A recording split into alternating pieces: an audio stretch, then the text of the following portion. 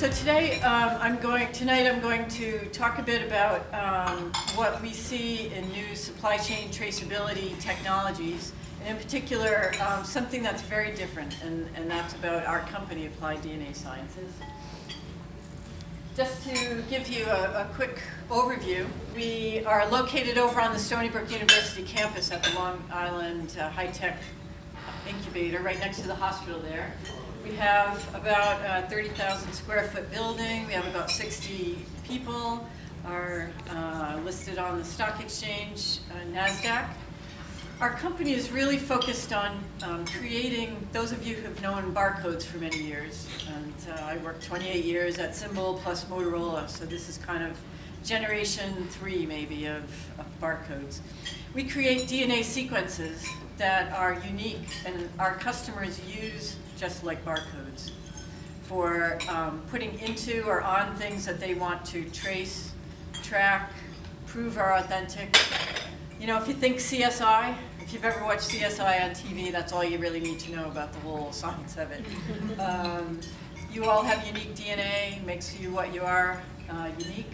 And we're able to create those sequences to in hundreds of thousands of millions of versions for different purposes, which I'll tell you about. And we can also make one DNA sequence in unlimited capacity if somebody wants to use the same one over and over, which you'll see about. We are ISO certified both in 9001 for our operations and 17025, which you may not be familiar with. And this is our forensic lab, just like our scientists come from the New York City crime labs. So we run everything as a security company. The stories that you'll hear about tonight are in our Department of Defense military electronics. I heard someone here from BAE. Might be appropriate. We have some other federal agency contracts there. We've got 750,000 microcircuits tagged in the world. We've tagged over 160 million pounds of cotton. You'll hear that story. You can go buy the sheets on your store shelves in Costco and Bed Bath & Beyond. We've got over 40,000 autos marked and tagged, and we have a great story about how that's helping to fight crime, but again, supply chain oriented. And we have some other interesting stories to tell you about. So all of you know even more than I do as supply chain professionals, life has changed, right? It's just so complex. It's not having your warehouse and your plant and your customers all in the same geographic region, but you're dealing with complexity around the world. And really the question is, where can it go wrong? That's what we think about always. And how do you even know if your product has been tampered with, or your suppliers are doing something they shouldn't be doing, or something has been diverted to a country that's not? It's very difficult because of this situation that we have now of having dispersed our supply chains really throughout the world for reasons of low cost or being closer to other design facilities.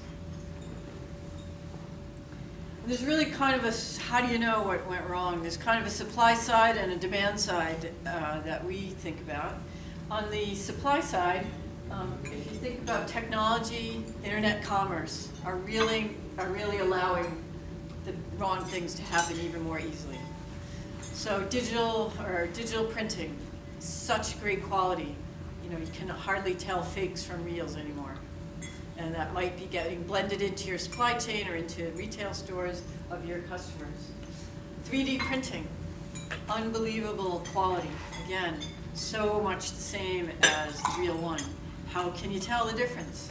So we have solutions for tagging. You know, this is all about, for us, authenticity, and for what you are probably caring about as well. In the Department of Defense in 2012, 2013, Senator McCain commissioned a study, and they found 1,800 cases of counterfeit product in their supply chain. Those 1,800 cases equal 1 million parts. So we have a Department of Defense microcircuit protection program going on. And if you think about it there, our military combat planes, missiles, have been out there since the 1950s, 60s, and the manufacturers of those circuits are not making them anymore. So they're buying parts off from brokers and from other pieces of distribution, not originals. So there's a program there to fix that. And then online shopping. Shopping now has become kind of anonymous. So it becomes very easy for suppliers to send things to consumers that are not the real thing. And it's just been increasing. The estimate by the Department of Commerce is that the illicit trade is an economy of itself, $1.7 trillion worth of fake goods out in the market. It's just crazy. And for us who work in it all day, we just are amazed at the things that people will do for money. On the demand side, how do you know something went wrong? Two kinds of groups that we really see changing the way people do business. One is the millennial generation, the famous millennial generation. But it really is all of us. Where did my stuff come from? I want to know that it's fresh. I want to know that it's real. You know, are the claims that are on this package true? How do you know? There's really not too many good ways. We'll talk through some of them.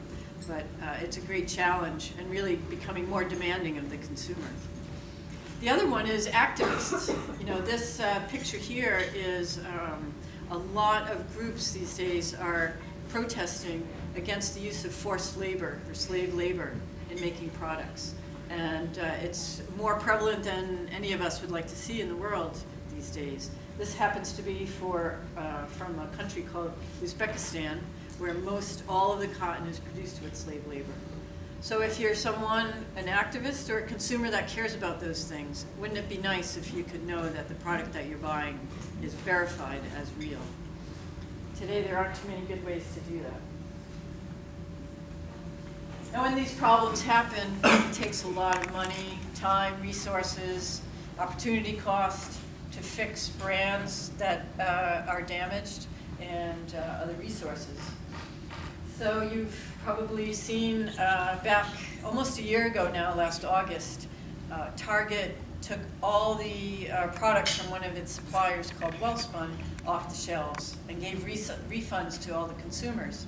They were claimed to be Egyptian cotton, and it was not Egyptian cotton. And that company lost about half of its market cap in about 2 or 3 weeks. It was an incredible case study. And now they're doing a lot of things to come back and be an honored supplier again. If you think about Aloe, some of you may have read about this story, where the products that are on the shelf marked as having aloe in them don't. The investigations that were made to try to find the DNA of the barcode of aloe in the products was not there. That's happened in the supplements industry as well. Pharmaceuticals is just a whole story in and of itself because of the risks that it brings to people's lives and because of online commerce and the ability for people to start making them in shops of their own and consumers not being able to tell the difference between this pill and that pill. It has caused quite a problem. So the deck is, I love this, it's an apex chart I found. The deck is kind of stacked against us, isn't it? It's very difficult in your jobs to be in control of these global supply chains that you have. They're disconnected, yet they have to communicate with each other. The transparency, you might know about your tier 1 and maybe tier 2 suppliers, but getting into who are they buying from gets kind of mysterious. And you have to put programs in place to then, back up the claims that you're making about your product.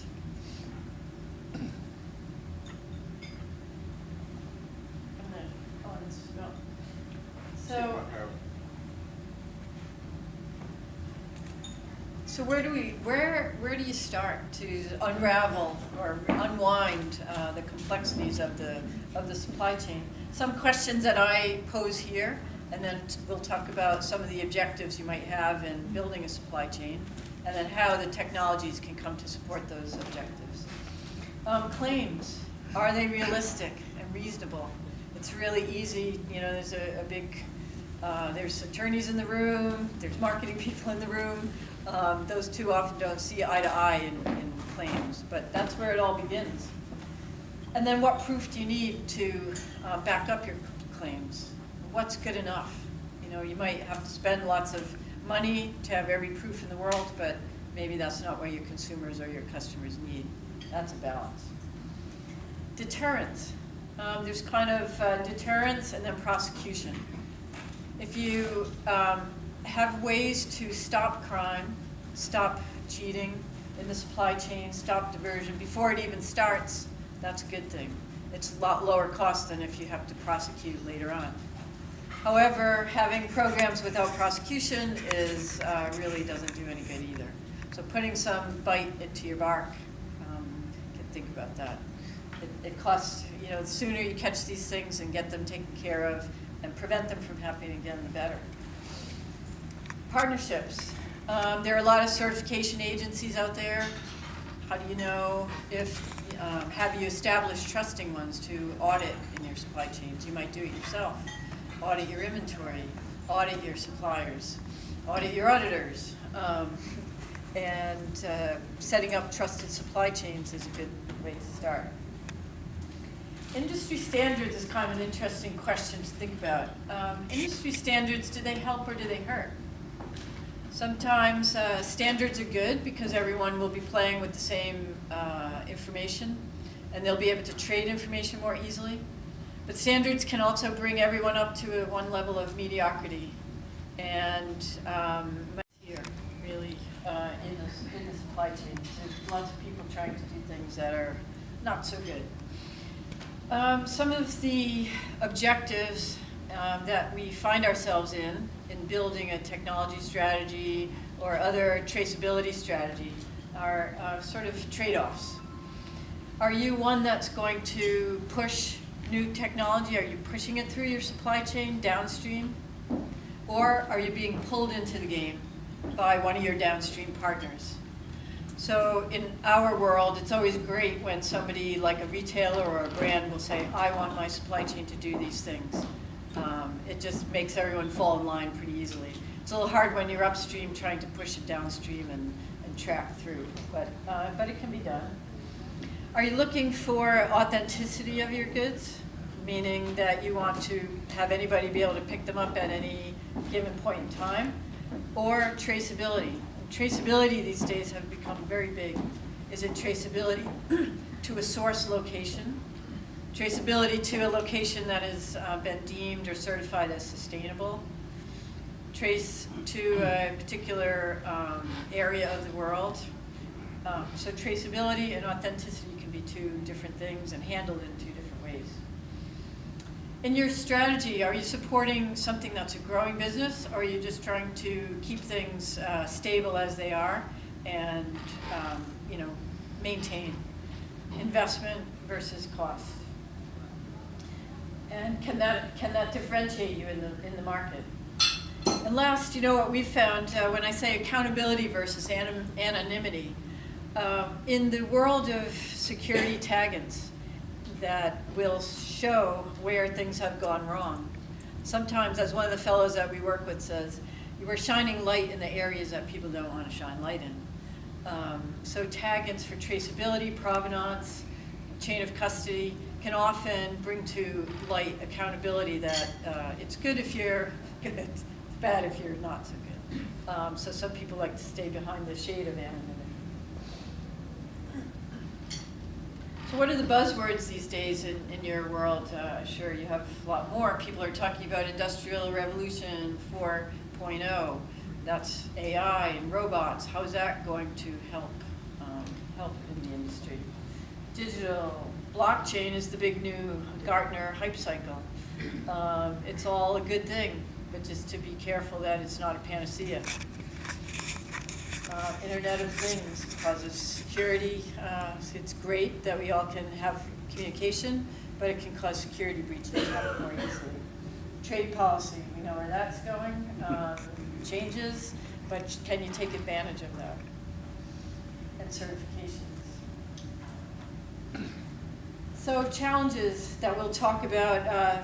being able to use technology platform to help prevent. Connected things are accessible by hackers, so that's a trade-off. Things can be copied. Policies bring politics into it. Where do you stand on that? Certifications are on paper. Can we trust certifications? I know we have someone back there that does paper certifications. Let's think about how will that help or hurt. And serialization is a big one.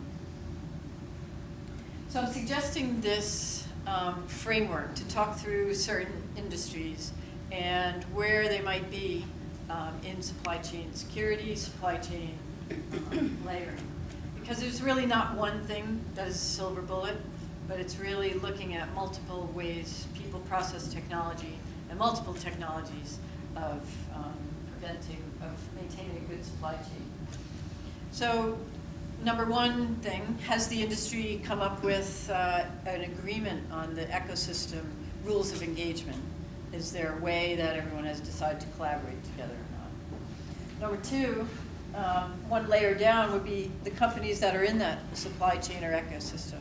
Do they know what their role is and how to implement the agreed on rules of engagement? Next level down would be securing of the digital transactions that companies use to communicate to each other through the supply chain. Next level down is the package that your goods sit in. Is that secure? And then last is actually authenticating of the goods itself.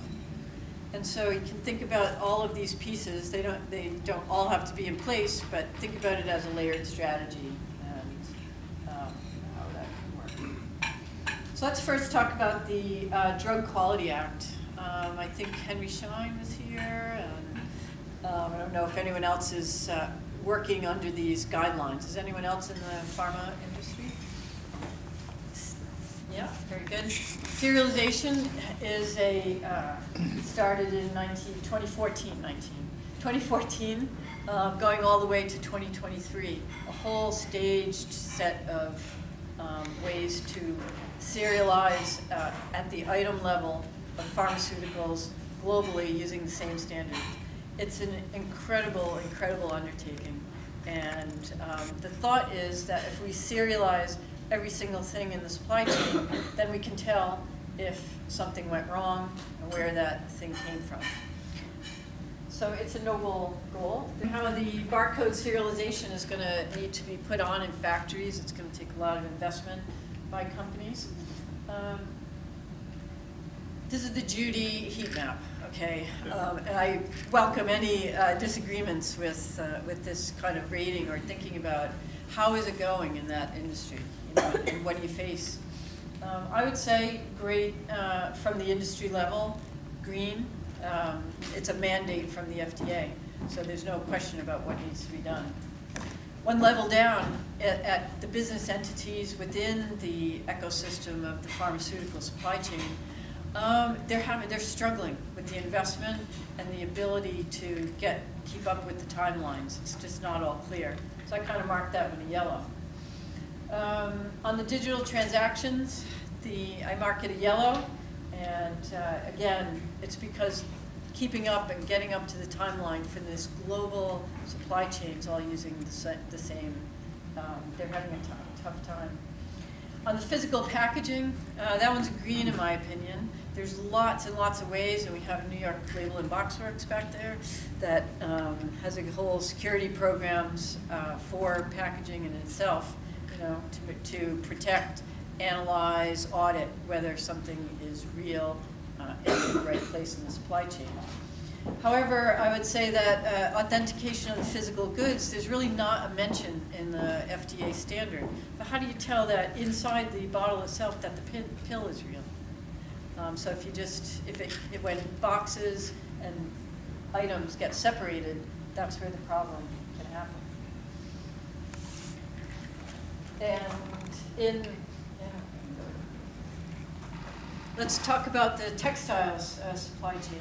So I guess I might just mention that the DNA taggants that I talked about at the beginning are able to be put into the ink that's in the packaging. So you can mark this as real, and it can have unique identifiers that could trace it back to a plant or to a region or to a manufacturer. And we've also are working with a company, and we've put DNA taggants in the ink that's on the tablets themselves, so that when they get disconnected from the packaging, or they're just, you know, in a bulk package somewhere, you can pick it up and you can find where that came from. That's great for audits.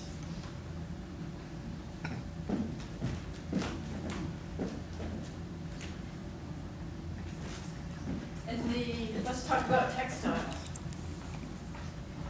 In the textiles area, they are struggling with a lot of counterfeit, a hugely complex global supply chain that goes through many countries, and also starts with bulk commodities and ends up as discrete things. And in all those transformations, it's very difficult to keep things straight. So the Textiles Exchange is one of the certification and standards boards. What they do is they back up, or they have a method for certifying and identifying claims using certificates, paper certificates. So it starts with the bale of cotton, and then the paper travels with the transactions all the way through.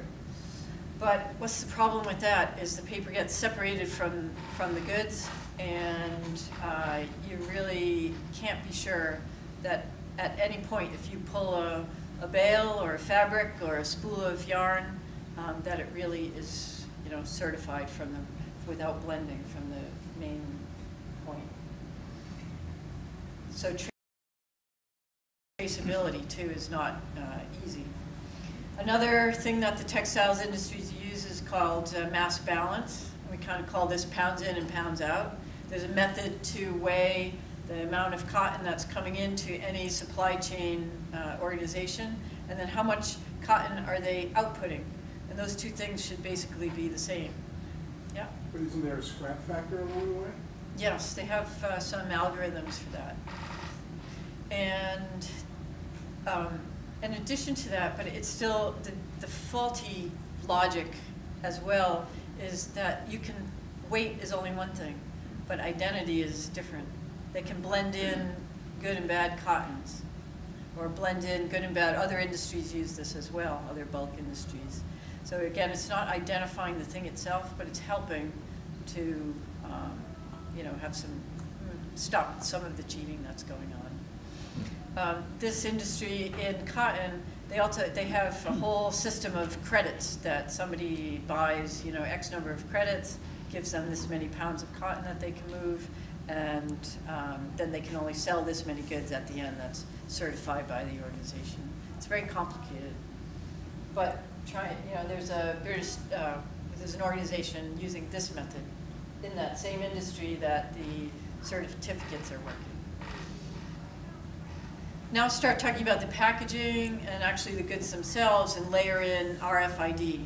So if you have your mass balance that you're tracking, you have your other methods for certificates going on. RFID used to be too expensive. Now it's getting pretty affordable, and applied to the packaging itself. So this is being used in the same supply chains.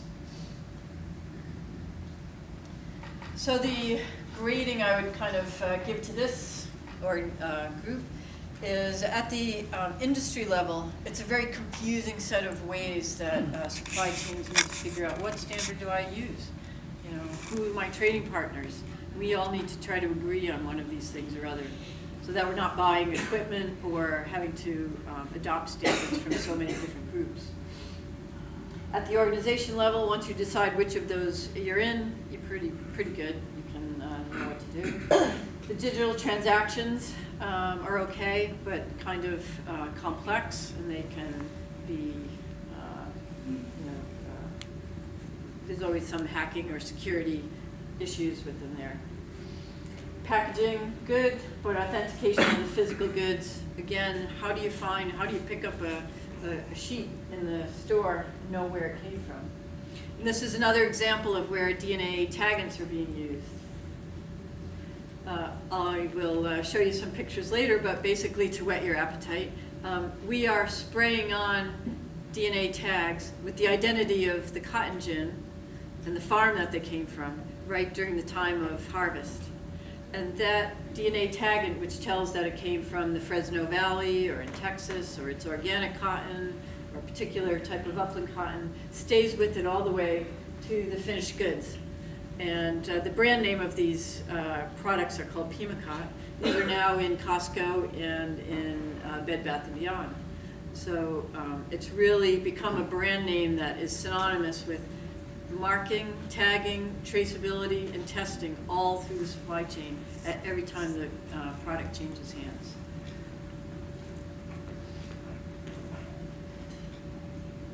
And that's really the answer to this question. What if you could put the certificate that is being used on paper directly into the goods themselves, so that it travels with the goods and it never gets separated, and can have traceability back to some meaning that you want it to have?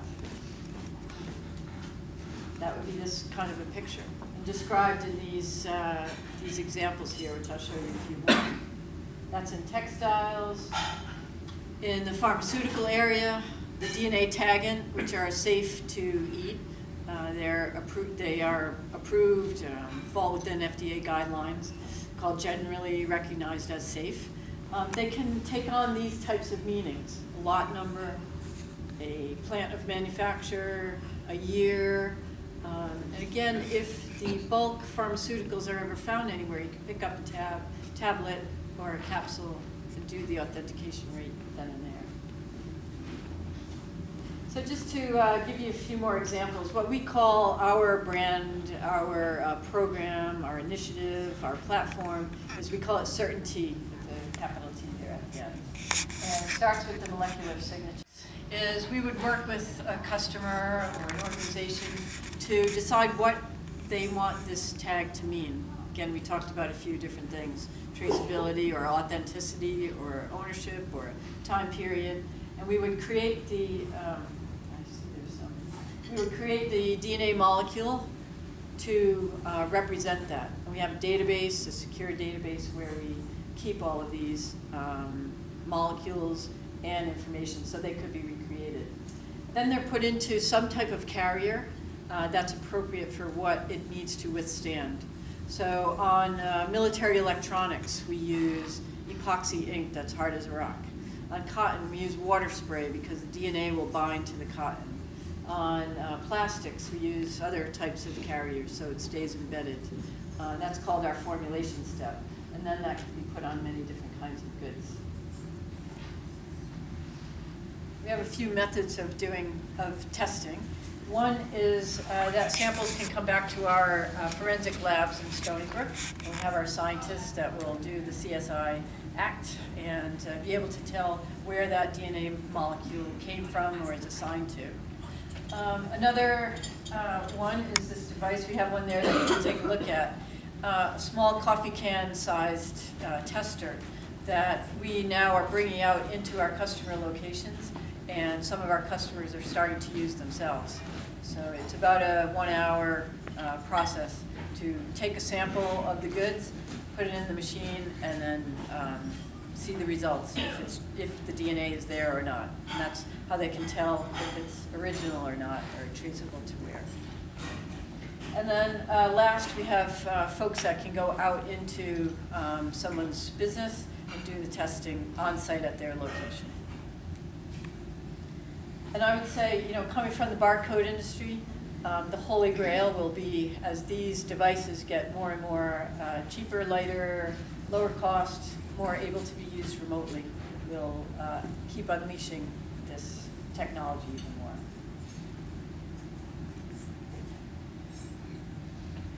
And then tracking is the third leg of the platform. We have a cloud database that captures all of the authentication samples. We work with barcodes or RFID for chain of custody. Those are all kept in our cloud database as well. So this would be used for audits if anything ever happened. You could go back and track where was the last point in time that this thing was known to be real, or track back to who is the owner of that. Yeah. Well, I guess a few other things that we have underway that are pretty interesting in natural commodities. I'll talk about those. I have some other slides on this actually.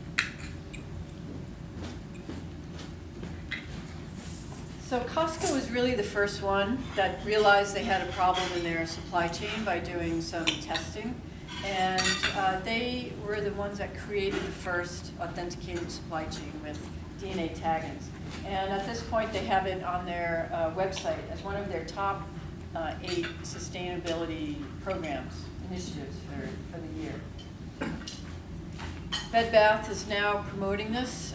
They've changed out all of their Pima cotton sheets in their stores because they want to have this one brand that they feel differentiates them from all others. And I guess it's been about 1.5 years since the first store started rolling out. And it's been really quite a differentiator for them. A lot of news, a lot of PR, so we'll watch where the consumers go. And these are the farmers. You know, they have pictures of the farmers of where the sheets were made, from farm to bed.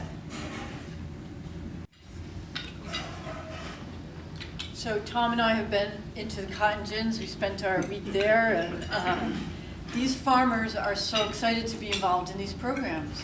It's amazing, because the cotton industry has been the same for a long time, although they're bringing a lot of technology to it. But you know, it's really something different. They feel part of a new revolution.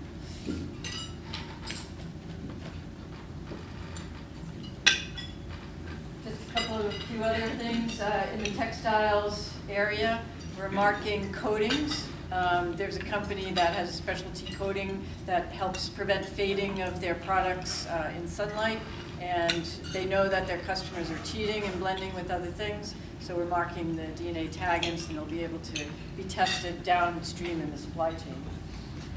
Polyester, same thing. We're blending DNA taggants into recycled polyester for towels, bed sheets, and other products soon to come through just starting those now, but they will be in supply chain soon. Leather, we have a project from farm to finished goods.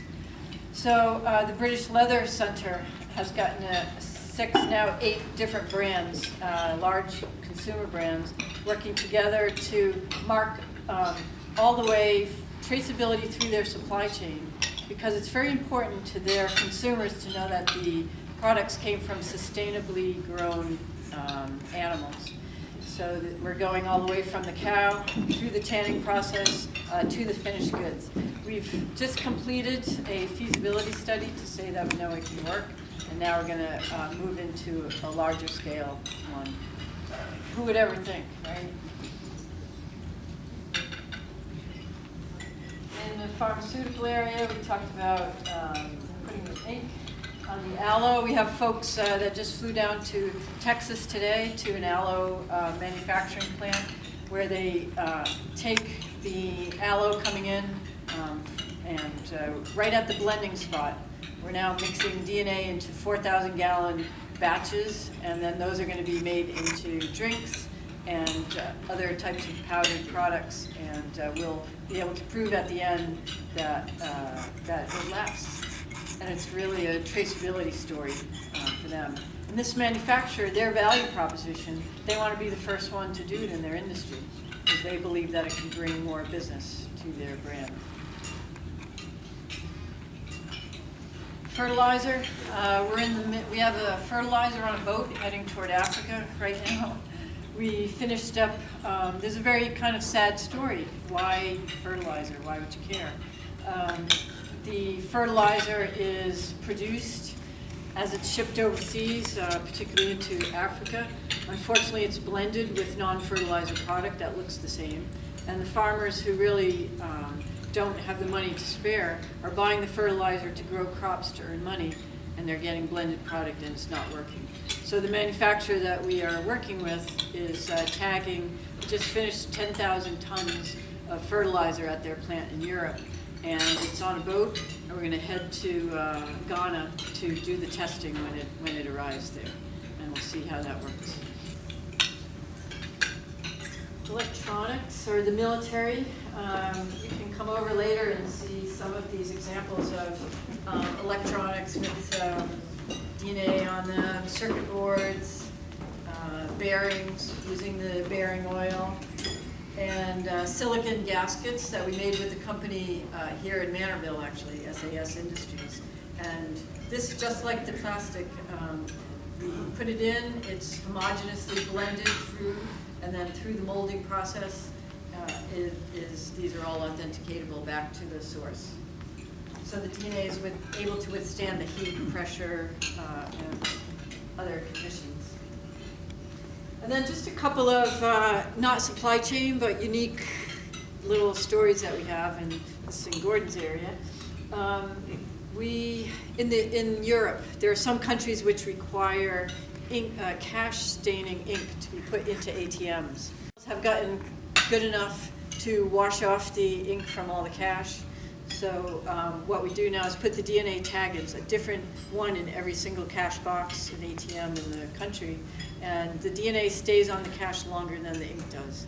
So we get samples of cash back in our labs here, and they've been used to put 114 criminals in jail for over 500 sentence years. So we've had police come to visit us, and that's a pretty cool application, very validating of the technology. Yeah, that's 114 out of 114 tries. Yeah, good point. So it's 114 convictions out of every time that it was put in, resulted in a conviction. So it's 100%. When tested, it doesn't fail. But sentence years is a new metric for your Yeah, organization? it is. We actually had something like 500 and something sentence years of the 114 convictions. We call it our, I'll bring that back to the office. yeah. We call it our convictometer, actually. We have, get it updated. We've marked over 40,000 BMWs going into Sweden.